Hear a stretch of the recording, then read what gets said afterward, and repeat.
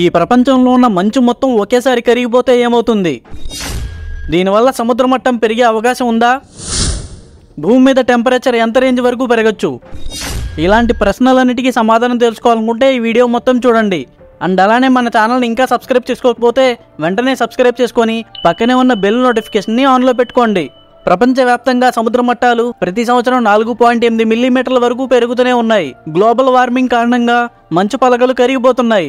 దీనివల్ల భూమిపై average temperature 14 degree centigrade నుండి 27 డిగ్రీ సెంటీగ్రేడ్ వరకు పెరుగుతుందని వాతావరణ నిపుణులు అంచనా వేస్తున్నారు. అయితే భూమి మీద ఉన్న మంచు మొత్తం ఫాస్ట్ గా కరిగిపోతే అసలు ఇప్పటి వరకు ఊహించినంత భయంకరమైన వరదలు వస్తాయి. ప్రపంచంలోని కొన్ని ప్రాంతాలు సముద్రంలో పూర్తిగా మునిగిపోతాయి. అండ్ సముద్ర మట్టాలు ఆశ్చర్యకరంగా 65 మీటర్ల వరకు పెరుగుతాయి. వరల్డ్ వైడ్ గా ఈ హైట్ కంటే తక్కువలో ఉన్న దేశాలు అసలు మళ్ళీ కనిపించే మాటే ఉండదు.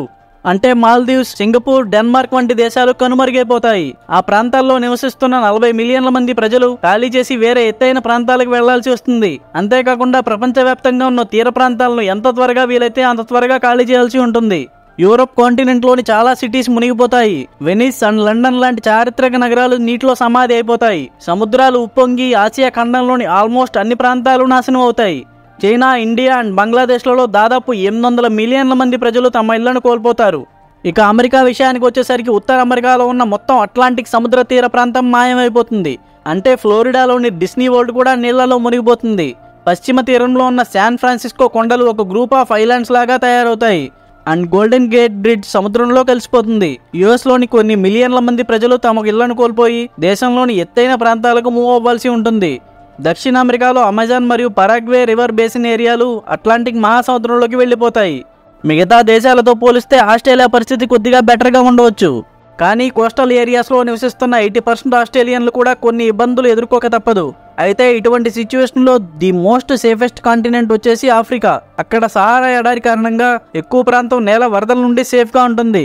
కానీ దురదృష్టవశాత్తు ప్రపంచంలోనే పురాతన అద్భుతాల్లో ఒక్కటైన గ్రేట్ పిరమిడ్ ఆఫ్ గిజా మధ్యధరా సముద్రంలో కొట్టుకుపోతుంది.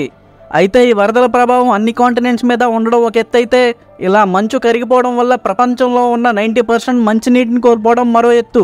అంటార్కిటికాలోని మంచు కొండలన్నీ కరిగిపోయి ఈ నీరు మొత్తం సముద్రంలో కలిసిపోతుంది. దానివల్ల సముద్రాల్లో సాల్ట్ కంటెంట్ తగ్గిపోయి ఉప్పు నీటిలో జీవించే ప్రాణులు అంతరించిపోతాయి. దీనివల్ల నార్త్ యూరోప్కి కూడా వెచ్చని గాలిని తీసుకువచ్చే గల్ఫ్ స్ట్రీమ్ బలహీనంగా మారుతుంది. అండ్ ఆ ప్రాంతంలో ఉష్ణోగ్రతలు క్రమంగా పడిపోతాయి. భూమిపై మిగిలిన మంచినీటిలో కూడా కొన్ని విష రసాయనాలు కలిసిపోతాయి. అండ్ మంచుతో కప్పబడి ఉండే ఆర్కిటిక్ ప్రాంతం మొత్తం పాదరసంతో నిండిపోతుంది. ఇలాంటి డేంజరస్ కెమికల్స్ నదులు, సరస్సులు మరియు భూగర్భ జలాల నిల్వల్లోకి చేరడంతో చాలామంది చనిపోయే అవకాశం ఉంటుంది. ఇలా భూమి మీద ఉన్న మంచు మొత్తం ఒకేసారి కరిగితే కొన్ని రకాల క్రిములు గ్లోబల్ టెంపరేచర్ 3.5 డిగ్రీ సెంటీగ్రేడ్ వరకు పెరగడానికి కారణమయ్యే గ్రీన్ హౌస్ వాయువులను వెంటనే గాల్లోకి విడుదల చేస్తాయి. తర్వాత భూమిపై ఉన్న చాలా జీవులు ఈ డేంజరస్ సిచ్యువేషన్ నుండి బయటపడే ఛాన్స్ ఉండదు. అయితే ఒక గుడ్ న్యూస్ ఏంటంటే శాస్త్రవేత్తల అంచనా ప్రకారం భూమిపై ఉన్న మంచు మొత్తం రాత్రికి రాత్రే కరిగిపోదు.